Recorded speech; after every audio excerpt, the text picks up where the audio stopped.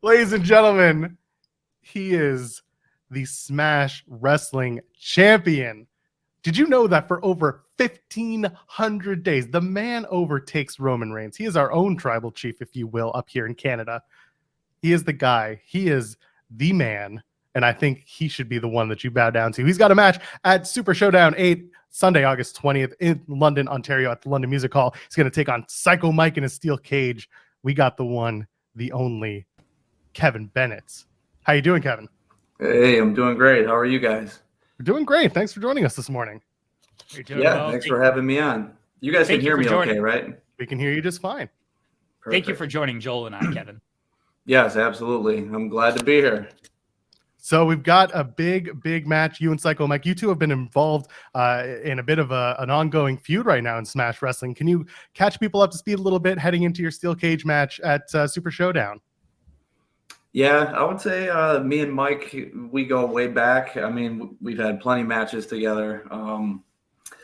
I would say that the heated rivalry that we're in probably started maybe about a year ago, I would say, from now. And the guy is psychotic. He's crazy, and you can't get away from the guy. But it's all boiled down to a steel cage match, and looks like I'm gonna have to do what I've always done anytime that me and Mike have gotten in the ring, and that's beat him and, continue on with my 1,500 plus day reign and, beat Kevin Bennett basically.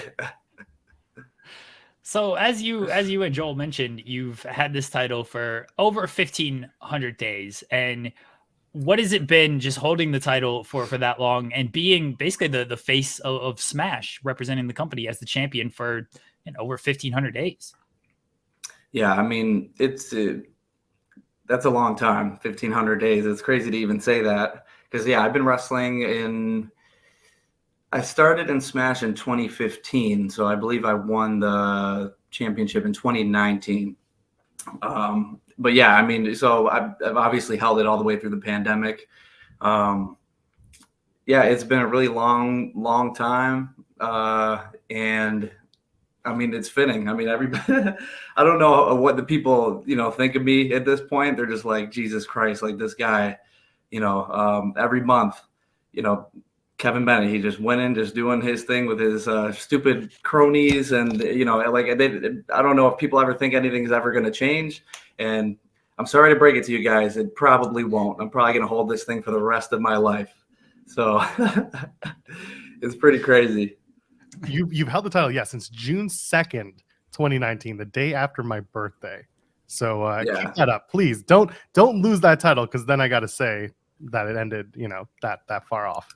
You can't lose it to Psycho Mike. If you're going to lose it to anybody, you can't lose it to that guy. That's true. And you and Psycho Mike have had a match for that championship back in January. So what's going to change now? Obviously, steel cage is a big difference, but Psycho Mike, he's a big dude. He does call his spots audibly, especially that body slam. Who wants to see one? So what's the plan going into a steel cage match with a guy like Psycho Mike? Well, Psycho Mike, obviously he's unpredictable because he's a psycho, but I think that, the cage definitely helps. Definitely the stakes are raised a little bit here.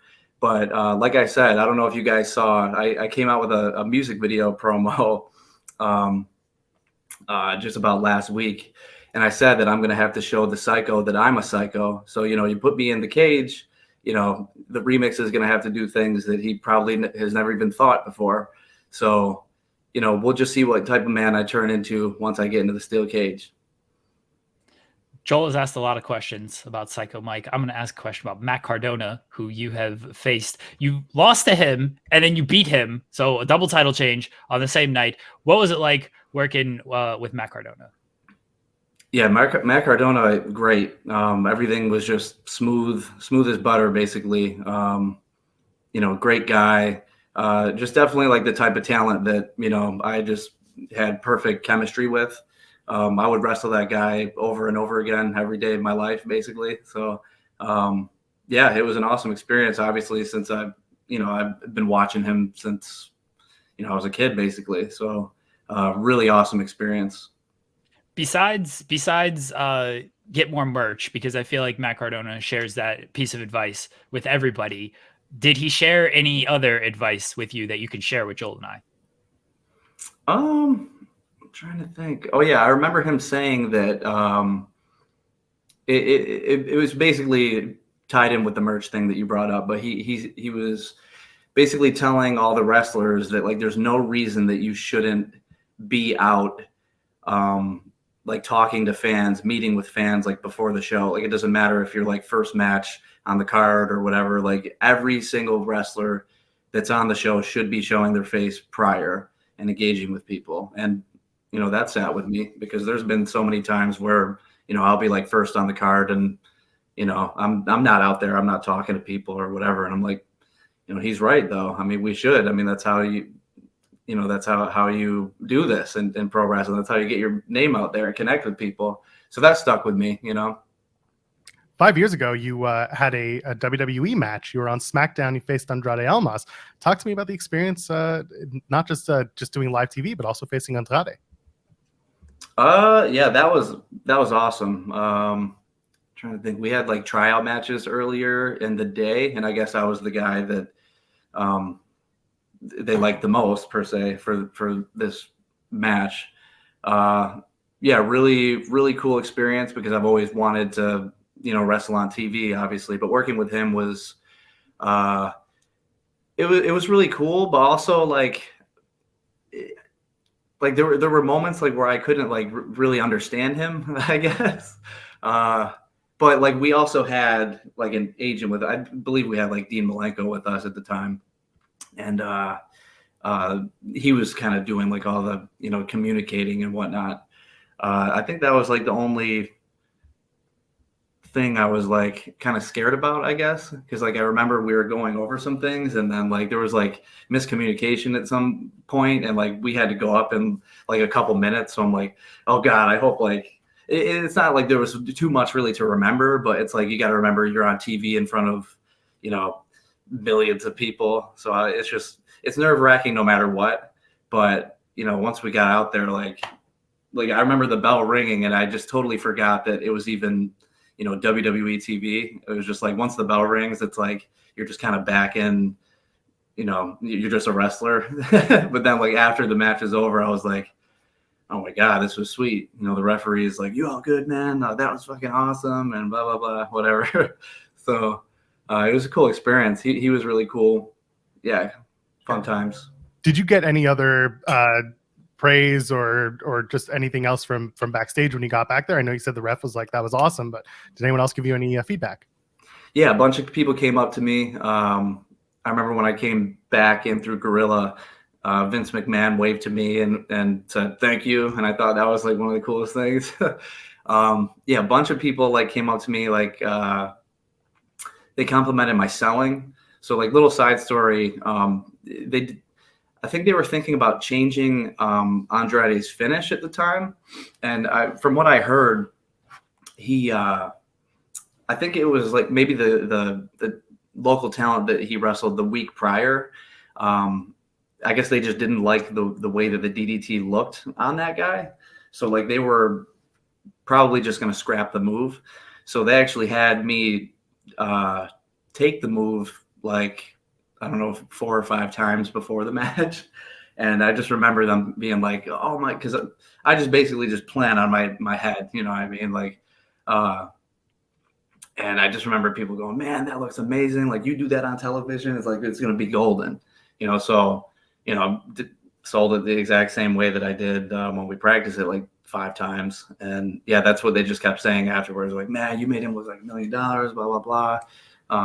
So I felt good. And I remember somebody telling me to like stand aside. And I hear these stories all the time, like stand aside, man, somebody's going to come and talk to you. And, you know, anybody you talk to that hears something like that, it's like, oh my God, I'm getting a contract. Like this is it, you know, but nobody ever ended up talking to me or anything. Which really isn't a surprise, but yeah, it was cool for like a good half hour after the match. And then, yeah. Joel mentioned WWE, and you know, you wrestled in front of an audience there. AEW, you were there for Dark, and that was in front of nobody or limited capacity at Daly's place. What was that experience like in AEW? Yeah, that was really strange, obviously because of the pandemic. So, just like all like the COVID testing and like all the, paperwork that you had to bring. And, um, it's strange times, obviously. And the last time I wrestled in front of absolutely like nobody, basically, was when I used to like backyard with my friends. And so it gave me, vibes from, like childhood almost. Cause it was like, it's not like you weren't wrestling in front of nobody. Obviously, the other wrestlers were, ringside, like being fans. So, that was cool, but it's like, um, it obviously would have felt a lot different had we've been in an arena with thousands and thousands of people. But yeah, it was still a very cool experience, just to see how they operate and everything. And it's still a really awesome experience. Buffalo Brothers continue to have a lot of AEW impact. One of them is weekly when Daniel Garcia comes out. You wrote, produced, and performed Daniel Garcia's current AEW theme.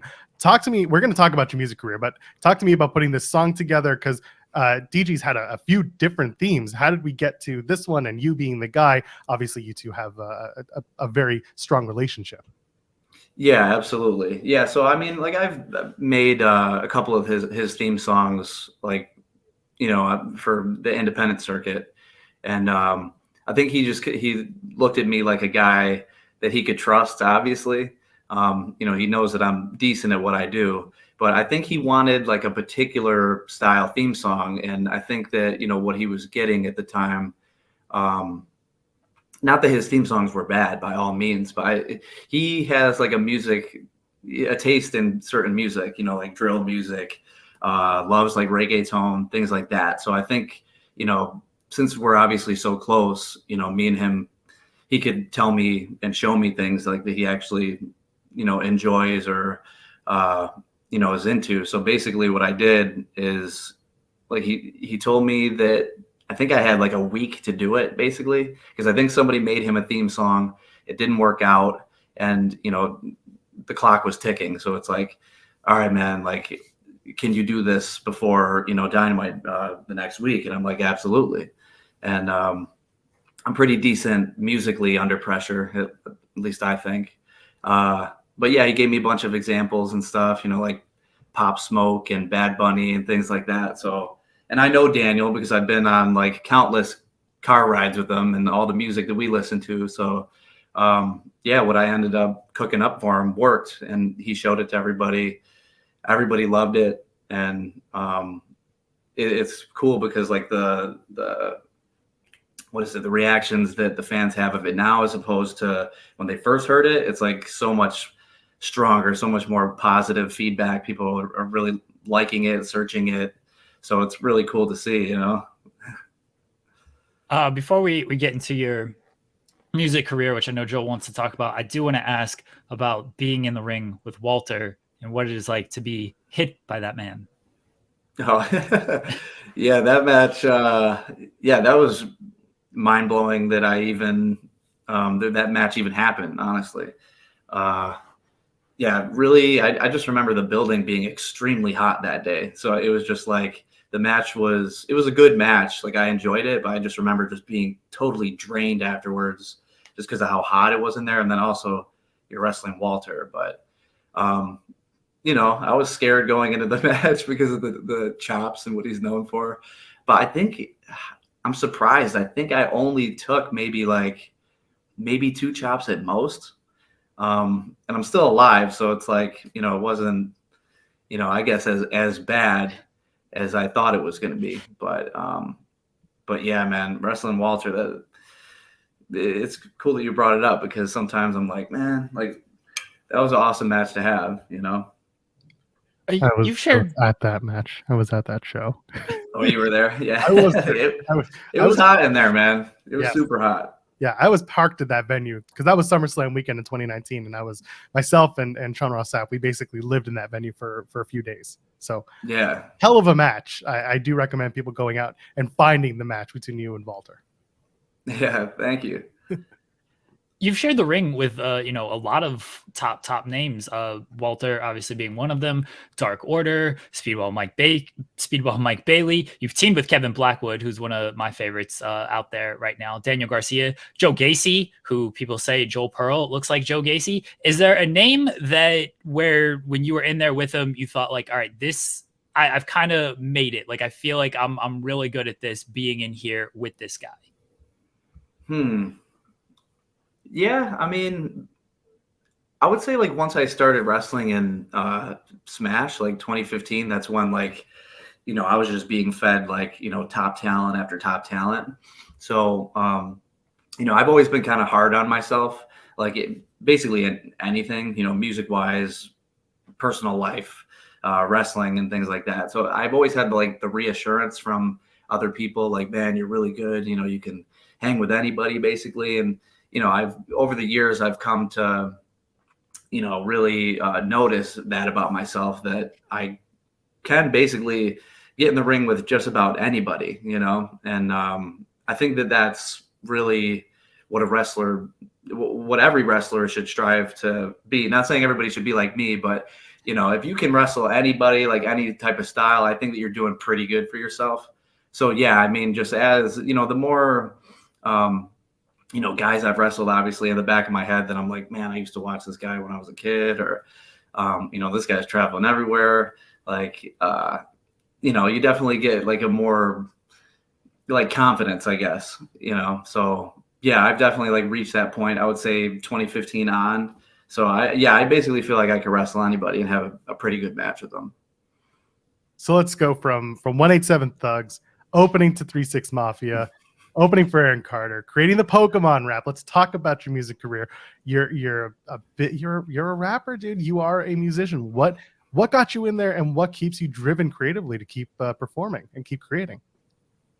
Yeah. So, man, I would like to say that I got into music around the time that I became a wrestling fan, basically. So that's like 8 years old, maybe. So like my older brother was really big into hip hop, and, his older brother influence definitely like rubbed off on me. So ever since then, I don't know, I just had this like obsession with like creating. Like I always used to draw as a kid. I liked just the idea of creating anything and just calling it your own, basically. So I just remember, 9, 10 years old.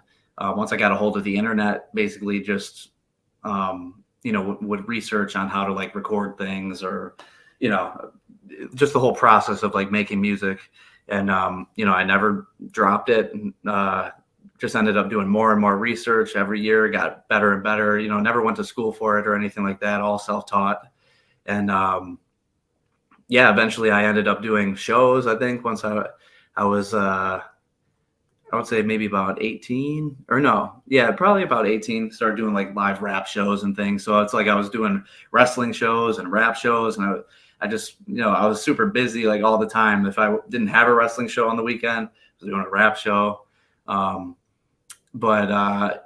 mean, it's basically just been a big journey of me. And the way that I look at it is just, I keep just progressing and progressing, trying to learn more about mixing, mastering. And I just want to be that guy that can take pride in basically doing it all himself, with, no help from anybody else, basically. It takes a lot of time, obviously, and it's taken me years to get to the point that I'm at now, but it's been a blast. And, I love making music.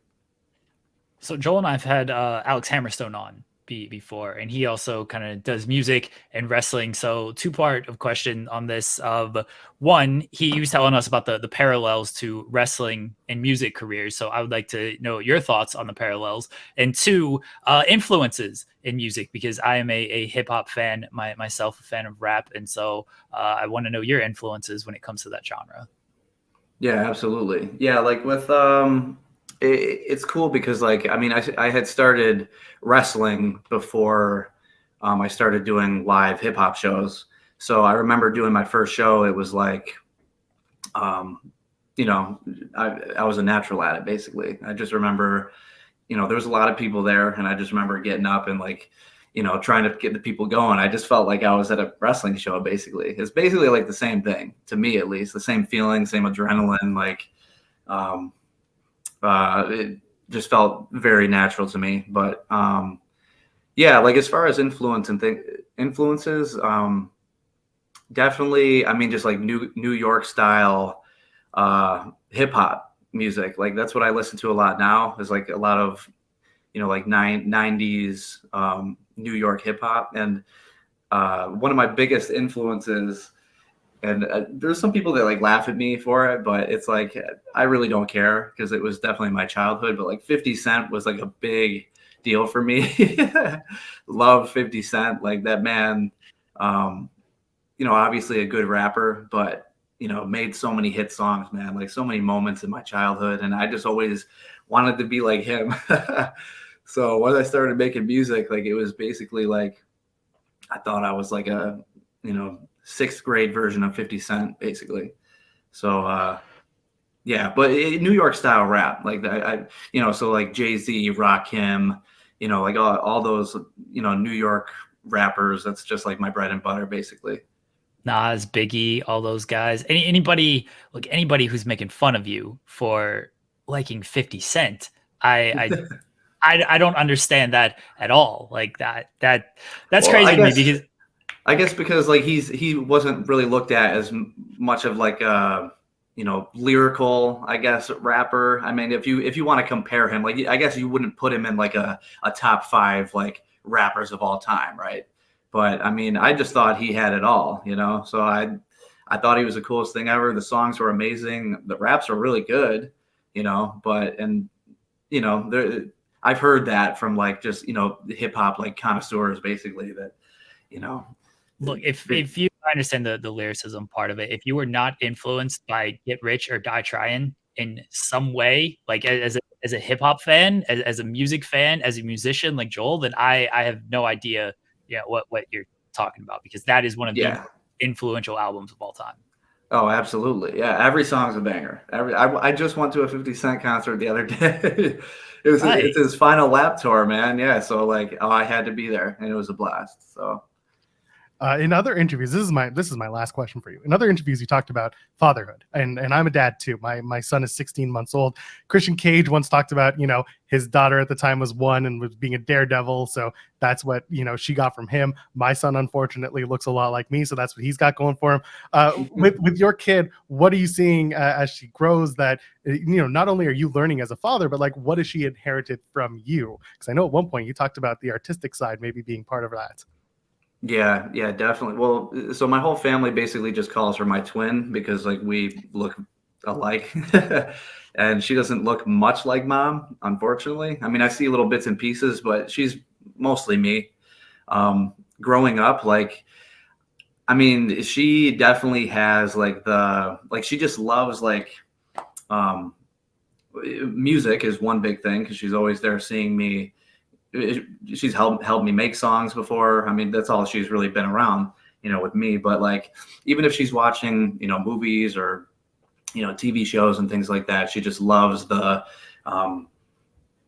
like reenacting, like doing theatrics and like singing. And like I've even put on instrumentals, that I've made. She'll ask me to put beats on with no vocals, and she freestyle sings basically and comes up with like, melodies. I mean, what she's saying obviously doesn't make sense because she's not shy of 5 years old, but there's been times where she's come up with melodies that I'm like, that sounds really good. Like, I think I'm going to have to throw that. And I'll literally use like a melody that she's come up with on one of my songs. So I don't know if she's going to be, like a dancer or, a singer or, maybe a rapper or just anything that has to do with like performing. Cause she's she's like very, she likes to entertain people, I guess.